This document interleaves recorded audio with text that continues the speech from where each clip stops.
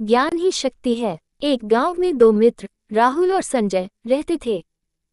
राहुल बहुत मेहनती और ज्ञान प्राप्त करने में रुचि रखता था, जबकि संजय सोचता था कि पैसा और ताकत ही सब कुछ है।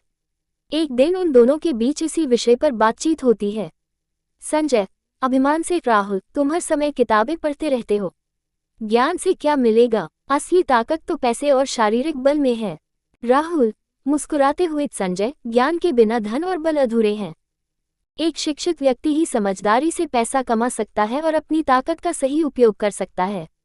संजय हंसते हुए, देखो मेरे पिताजी के पास बहुत धन है, मुझे किसी चीज की कमी नहीं, तुम्हारा ज्ञान तुम्हें क्या देगा। कुछ दिनों बाद गांव में एक बड़ी समस्या आई।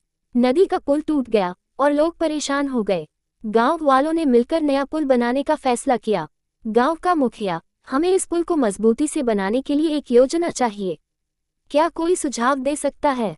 संजय जोर देकर, सिर्फ पैसे और मजदूरों से काम चल जाएगा, मैं पैसे दे दूंगा। राहुल शांति से, लेकिन बिना सही इंजीनियरिंग ज्ञान के पुल फिर से टूट सकता है। मैंने इस विषय पर कुछ किताबें पढ़ी हैं, हमें सही तकनीक का उपयोग करना चाहिए। राहुल ने अपने ज्ञान से पुल की मजबूत डिजाइन बनाई। कुछ ही दिनों में गांव वालों ने मिलकर एक स्थायी पुल बना दिया। संजय हैरान रह गया। संजय नम्रतापूर्वक, राहुल तुम्हारा ज्ञान वाकई में काम आया, मैं समझ गया कि पैसे और बल से ज्यादा ज्ञान की शक्ति होती है। राहुल मुस्कुराते हुए, देखा संजय, ज्ञान ही वह शक्ति है जो हर समस्या का समाधान कर सकती है। उस दिन के बाद संजय ने भी पढ़ाई में रुचि लेना शुरू किया।